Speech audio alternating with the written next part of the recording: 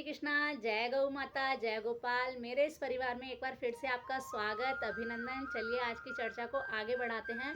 तो आज मैं आपको सूर्य ग्रहण के बारे में, खर मास के बारे में और जो दो तिथियां यानी कि एकादशी दो पड़ जाती हैं या पूर्णमासी दो पड़ जाती हैं, तो उसमें हमें कौन सा व्रत रखना चाहिए उसके बारे में मैं आपको जानकारी दूंगी। तो वीडियो के एंड तक बने रहिए। और इससे पहले यदि आपने मेरे चैनल को अभी तक सब्सक्राइब नहीं किया है तो सब्सक्राइब कीजिए, जिससे मेरी आने वाली हर नोटिफिकेशन आपको तुरंत मिले।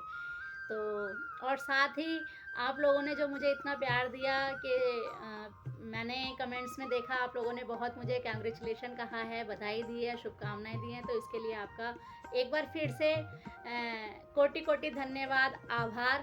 और चलिए आज की चर्चा को आगे बढ़ाते हैं। तो सबसे पहले मैं बात करती हूँ सूर्य ग्रहण के बारे में। तो देखिए, फिर से वही अफवाह या भ्रम फैलाया जा रहा है, या पता नहीं कहाँ से कि सूतक पातक कब है, सूर्य ग्रहण ये है, कब मंदिर के कपाट कब खुलेंगे, कब बंद होंगे, आदि सारी बातें होनी शुरू हो चुकी हैं। तो देखिए, मैं आपको बता दूं, सूर्य ग्रहण तो है, लेकिन भारत में सूर्य ग्रहण नहीं दिखेगा। भारत में इसका कोई असर नहीं है। सूतक पातक कोई भी चीज़ इस दिन यानी कि जो 15 दिसंबर जो है अमावस का दिन, उस दिन हमारे भारत में, देश में सूर्य ग्रहण नहीं दिखेगा। तो कोई मान्य नहीं है। तो कृपया आप लोग भयभीत ना हों, और जिस प्रकार पूजा अर्चना करते हैं, पाठ करते हैं या जो भी कुछ करते हैं आप कर सकते हैं, मंदिर के कपाट बंद नहीं। तो आप लोग भ्रमित ना हुआ करें, डरा ना करें, भयभीत ना हुआ करें। तो ये सूर्य ग्रहण के बारे में जानकारी थी। अब मैं आपसे बात करती हूँ खर मास की। तो देखिए, खर मास यानी कि 16 दिसंबर से लेके 14 जनवरी यानी संक्रांति तक रहता है। ये खर मास क्या है? तो खर मास बोलते हैं, जो हम देसी भाषा में कहते हैं पूस का महीना या पौष का महीना, जो कि अब 16 दिसंबर से शुरू होने वाला है। अमावस के बाद से 16 दिसंबर से शुरू हो जाएगा।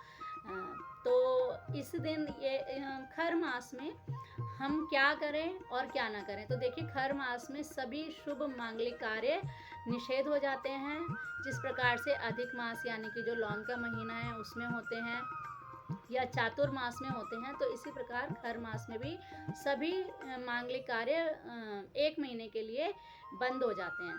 तो इसमें हम कोई भी शुभ काम नहीं कर सकते, जैसे कि शादी विवाह नहीं हो सकते, मुंडन, जनेऊ संस्कार, नामकरण संस्कार, और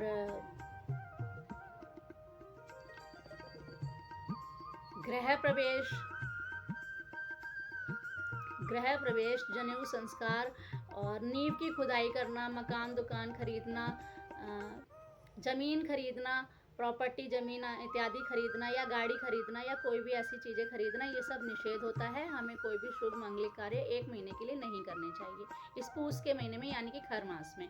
पूजा अर्चना तो हमारे तो सभी 12 महीने कार्तिक मास ही है, और माह का महीना है, तो पूजा अर्चना तो जितनी की जाए उतनी कम है।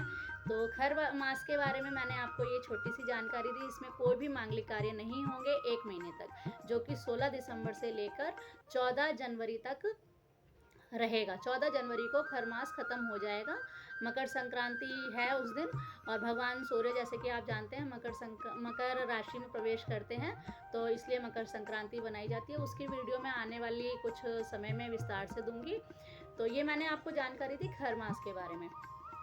तो अब मैं आपको जानकारी दे रही हूँ, जैसे कि मेरे पास प्रश्न आया था कि हमें जब दो तिथियां आती हैं तो हम कौन सा व्रत करें। तो मैं आपको बताती हूँ कि जब हमारी दो तिथियां आ जाती हैं, जैसे एकादशी दो आ गई, या पूर्णमासी, वैसे कई तिथियां होती हैं जो दो आ जाती हैं, लेकिन हम जब व्रत रखते हैं तो हमें उसमें थोड़ी सी कंफ्यूजिंग हो जाती है कि हम कौन सा व्रत रखें।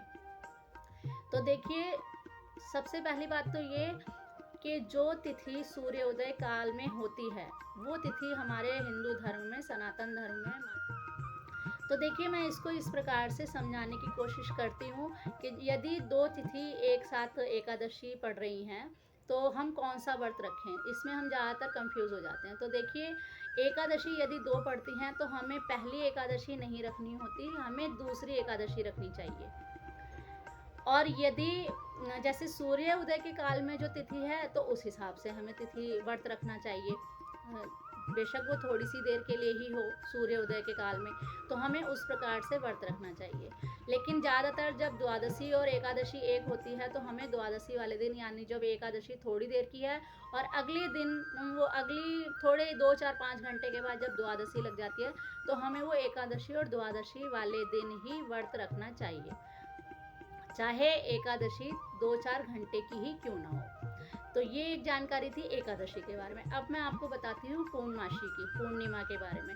तो यदि पूर्णिमा 2 पड़ जाएँ तो क्या करें, तो पूर्णिमा यदि 2 पड़ती हैं कभी भी, तो हमें पूर्णमासी से जो एक दिन पहले पूर्णिमासी पड़ती है, यानी 14वीं जिस दिन कहते हैं या चौदस कहते हैं, तो यदि इस दिन पूर्णमासी पड़ती है तो हमें पूर्णमासी से एक दिन पहले व्रत करना चाहिए, यानी कि 2 पूर्णिमा है तो जो पहले पूर्णिमा पड़ रही है हमें व्रत उसमें करना चाहिए, और अगली जो पूर्णिमा पड़ रही है उसमें हमें व्रत नहीं करना चाहिए। एकादशी हमें 2 पड़ रही हैं तो एकादशी जो दूसरी है हमें उसमें ज़्यादातर व्रत करना चाहिए, और यदि अगर सूर्योदय के काल में है तो जो सूर्योदय की तिथि है उस हिसाब से। तो मुझे लगता है कि आप थोड़ा सा समझ बताइए कि मेरी जानकारी आपको कैसी लगती है। यदि आपका कोई सवाल है या मैं आपके सवालों के जवाब देने की कोशिश करूंगी। आशा करती हूँ आपको वीडियो बहुत अच्छी लगेगी। यदि अच्छी लगे तो लाइक शेयर सब्सक्राइब करना बिल्कुल ना भूलें। मिलती हूँ आपको एक नई वीडियो में एक नई जानकारी के साथ। और अब माह का महीना आने वाला है तो माह के बारे में मैं आपको बहुत विस्तार से बहुत अच्छी अच्छी रोचक जानकारियाँ देने वाली हूँ। और माह के महीने में भी यदि आप कोई मुझसे प्रश्न पूछना चाहते हैं तो आप मुझसे पूछ सकते हैं। तो आज के लिए बस इतना ही। मिलती हूँ अगली वीडियो में नई जानकारी के साथ। तब तक के लिए राधे राधे, जय श्री कृष्णा, जय गौ माता, जय गोपाल।